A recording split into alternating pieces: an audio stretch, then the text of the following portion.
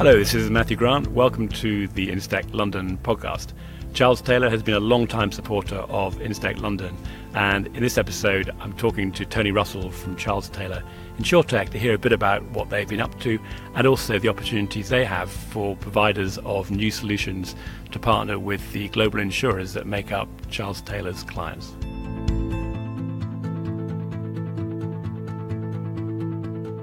Good. Well, I'm delighted to be here today with Tony Russell. Tony is the Chief Commercial Officer from Charles Taylor from InsureTech and has got a long history in the insurance world and technology. And so I'm looking forward to hear Tony's views on what is happening today in the world of data analytics and, of course, InsureTech. Tony, it'd be great to hear a little bit about your own background. But first of all, could you just tell me a little bit about Charles Taylor and in particular how Charles Taylor InsureTech is so different from the main business? Yeah, good morning.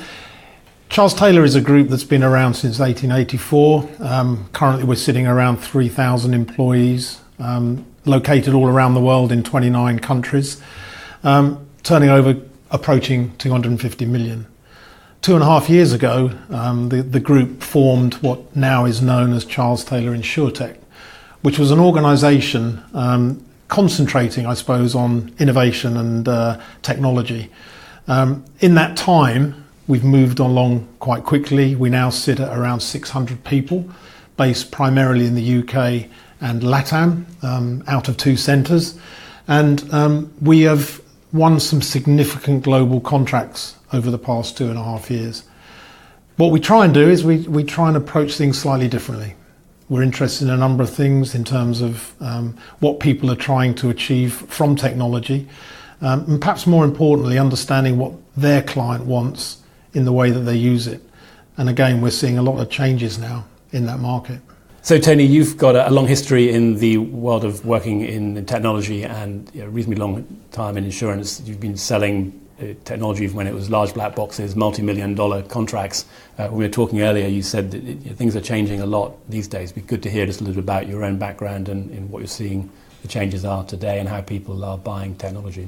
I've been in the insurance industry since 2002, and I've sold across the spectrum to brokers, underwriters, managing agents.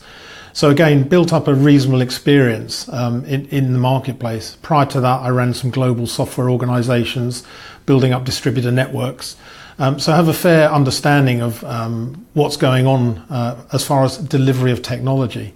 What we've seen in the insurance space is perhaps a slightly slow adoption of new technology, and I'll be careful what I say here, but technology hasn't always been at the forefront of everyone's mind in terms of actually servicing some of the functionality that they need. But over the last year to 18 months, there's been a real uptick in terms of the requirement for putting technology into organisations. Lloyd's, for example, have undertaken a massive global project, the Tom project, where they've been trying to work with organisations around the world to make it easier to do business. And we've been very fortunate to win a contract with Lloyd's. I think the whole market has become quite sophisticated buyers now of technology. And as Charles Taylor InsureTech, what we're endeavouring to do is to try and provide a service that's based on an outcome. So I just want to pick up that point about the Lloyd's project, because that was a massive success. That's given, I think there are over 120 companies competing that. We're talking about the Delegated Authority project that has been rolled out now and is starting to see some real traction. A lot of people actually are exposed to that, either as users of the system or potentially as people partnering and providing data into it. Could you just talk a little bit about what that project is and what are the measures of success you've had so far? Yeah, look, we're really privileged to have won that project. It's a great project, and it's a great, I suppose, achievement for Charles Taylor InsureTech at such an early age to win what is probably one of the most significant projects that Lloyd's have undertaken.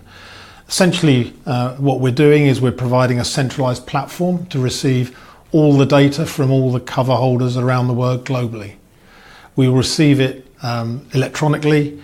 We will standardise that data into a standard set of formats, and will allow the rest of the market to consume it.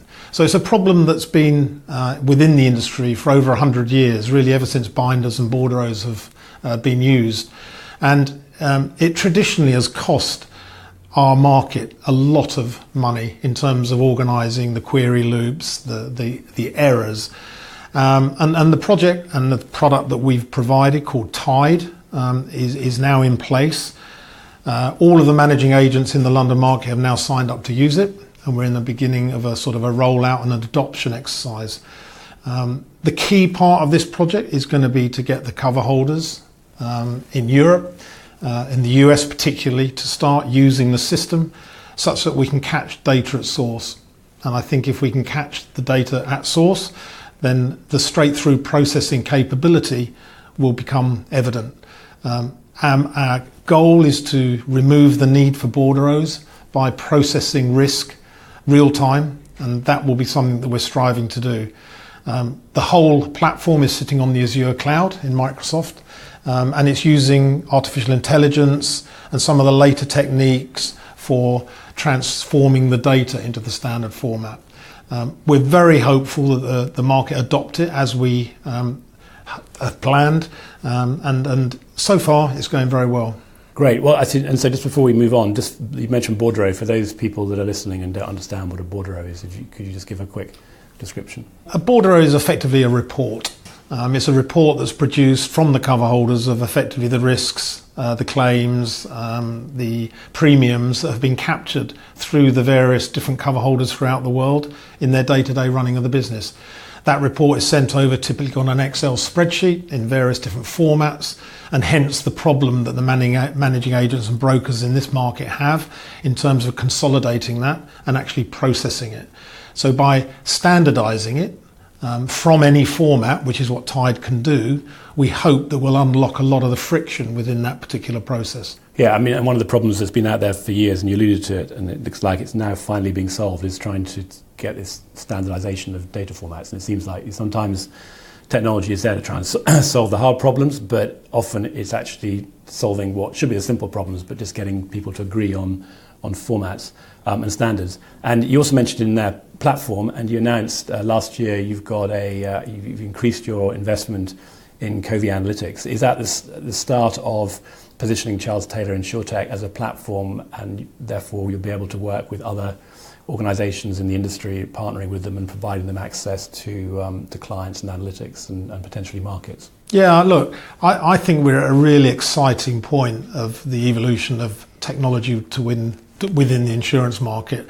I think, over the next 2 or 3 years, I'm pretty sure we're going to see a significant shift in the way that technology is used in this market. Our relationship with Covi is based on the fact that we found a product that handles risk and compliance within the industry. I guess the way I'm describing it is what they've done is they've humanised the risk and compliance challenge. It's now more as a business as usual facility rather than perhaps a chore. It's using latest technology, it's simplifying the whole process, and I think the relationship we've got with these guys is that we're blending it together with some of our other offerings, and that's what then gives the insurance company real value. We discussed earlier perhaps where we kind of coined a phrase of InsureTech 1.0, where I think we saw a lot of InsureTech startups. There was a lot of money being pumped into them. And actually, a lot of these organisations went to the insurance companies themselves. What we're now seeing perhaps is InsureTech 2.0s. And I think we as a vendor have an obligation to the market of looking at some of this technology, blending it together, and then offering it as a solution to the insurance companies. We are the technologists. We should be taking a keener interest in some of these startups. And indeed, we're looking at developing an incubator to try and capture some of these technologies so that we can start blending them together, as I say, and offering them to insurance companies as a complete solution. So it's a very interesting point, your role as a facilitator for introducing those people that have got the ideas, the technology, the businesses into the insurance marketplace. So from a sort of practical point of view, if anybody's listening to this and they've got an idea, how do you suggest they make contact with Charles Taylor to be able to explore if there's a good fit there?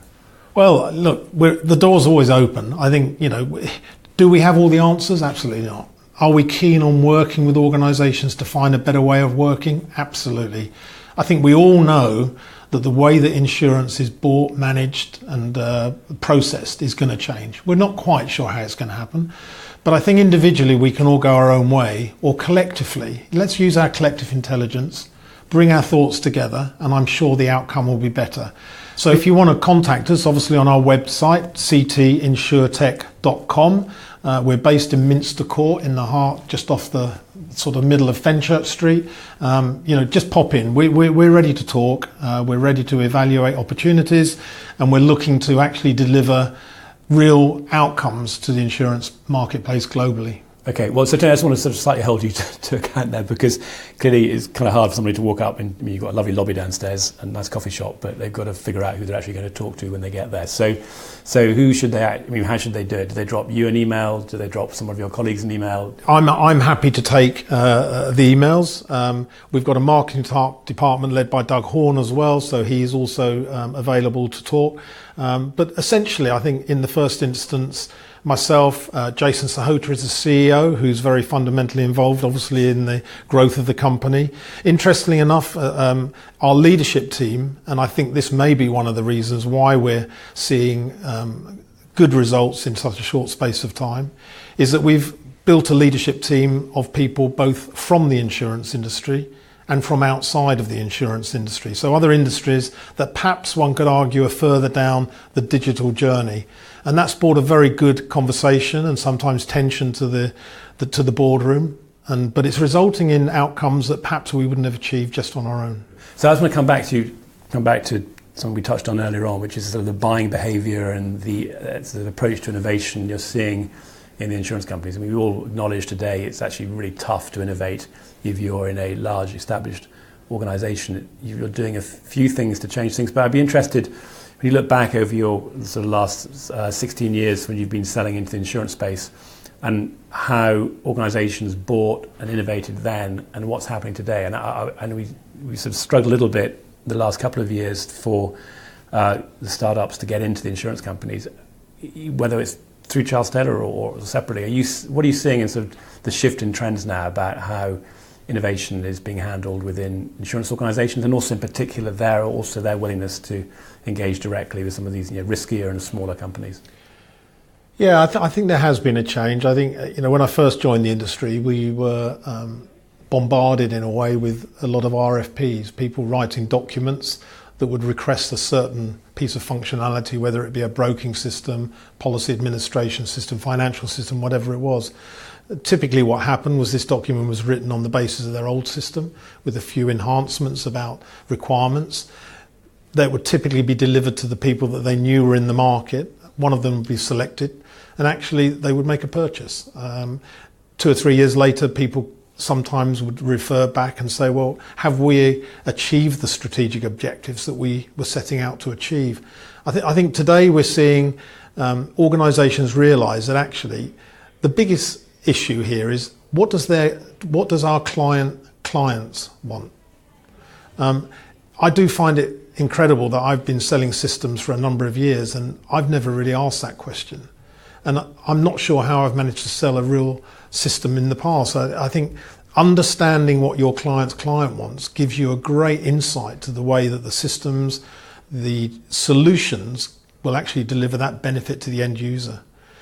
And we're seeing a lot more organisations now in this market being very aware about retaining business and winning business based on client experience. Yeah, no, I think it's a really important point, and one people often overlook is you're not just selling to the person in front of you. They need to be able to demonstrate value to their own clients and justify the sale, and it is getting harder. I think there's more competition for the money out there. So demonstrating and having a discussion with the client that supports their end client is critical.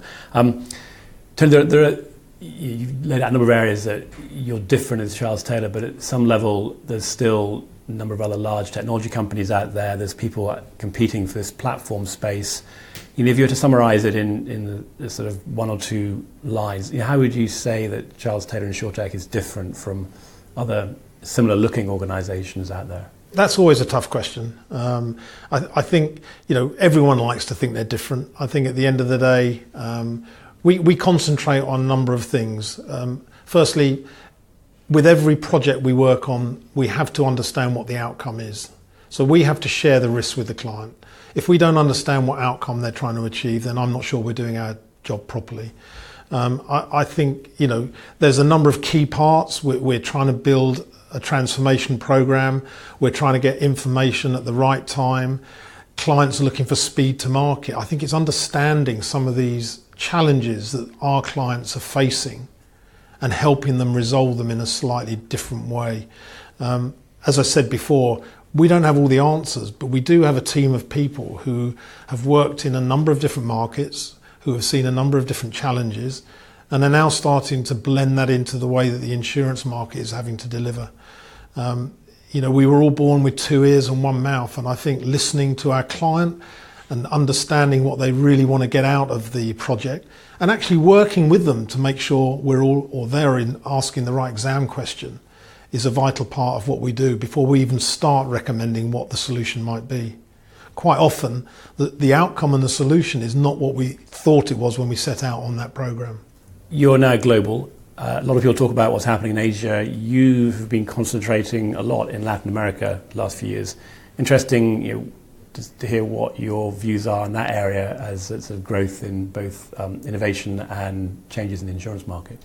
Yeah, so we kind of looked at LATAM very early when we set up the organisation as the first part of the globe that we wanted to go and investigate. We were very fortunate with a project that we were working on in Peru with a company called La Positiva, providing them a full back office system. And as part of that project, we set up a centre of excellence out of Mexico City. One of the advantages of being part of the Charles Taylor Group is obviously we have offices throughout the world. And in the early days, we were able to piggyback off that office, which gave us some credibility in that region.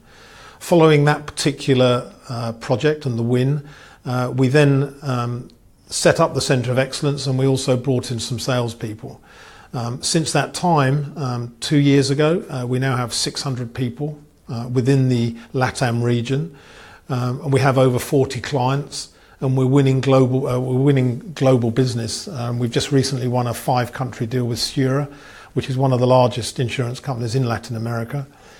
May last year, we invested in a company called InWorks, who were the biggest provider of broking and online portal systems to the market.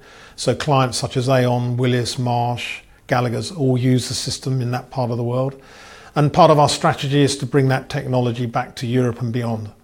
LATAM is certainly a region that is looking to compete on the global stage, and they had to get their technology right. So I wouldn't be telling the truth if I didn't say there was an element of luck in what happened and perhaps timing. But I think we've pitched it, and we're now trying to replicate that model in other parts of the world. Excellent. Well, we're delighted to have Charles Taylor is a corporate member of InsTech London. I think at one time you actually had the largest number of people that had been to our events. Things have moved on a bit now, but I'd be delighted just to hear a little bit, Tony, about your own experience of InsTech London and how you see that as a way of your colleagues gathering information about the insurance industry and what's happening in innovation, and any other advice you've got for us as we look to the future. As far as the InsureTech events are concerned, certainly the early ones I went to with Robin and Paolo, the great thing about that is, the only way we're going to get things to change is to keep pushing it. There's got to be a mindset change, and there's got to be acceptance that change is always difficult. And I think the guys have put a great team together, yourself obviously included, and I think it's the repetition. I think we've tried to do events at Charles Taylor, and we always know the first one or two are very important because it's very difficult to get people's time. I think what you guys have done is you've made it interesting. You've got together a lot of quite interesting technology. And what that's enabled people to do is every time you get an invite from the team, you're going to accept it because you know you're going to get value out of the evening. As I say, the events I've been to have always been very stimulating. And now that we're starting to see or to approach it in a slightly different way, we're going to be attending more of these events in order to offer our services in blending together some of this technology. Great. Well, we hope to see you or one of your colleagues on stage sometime soon. And you'll be pleased to know perhaps that as you travel around the world, now that we're actually doing our events as podcasts, even though you may get a chance to sample our fine wine and food, you can still catch up on what's happening at InsTech London by listening to us on the move. So no excuses, I'm afraid. Good, well that just about wraps it up. Tony, just anything we should be looking out for in Charles Taylor InsureTech in the forthcoming months? Yeah, look, we've rebranded recently. We've kind of looked at our image. We're refining our messaging because it's a constant change as we move into different areas. But look, the way we're going to be successful is if we help the insurance company be successful. So we're interested in talking to all sorts of companies who are interested in perhaps trying something different. And want to make a difference, and I think that's probably the tagline that we want to make a difference, but we want to do it in a relevant way rather than just for the sake of it. Great. Well, and as Doug knows, and others of your colleagues, with our weekly newsletter, you get the chance to put out any information to our members that you want to share. Tony, thank you very much for spending time. I know you've got a lot going on. Really appreciate you carving out some time to tell us what's going on. We'll put your contact details in the podcast notes, and look forward to catching up in a few months to hear all the companies that you've had contacting you to find out how you can work together. Thank you. Great, thanks.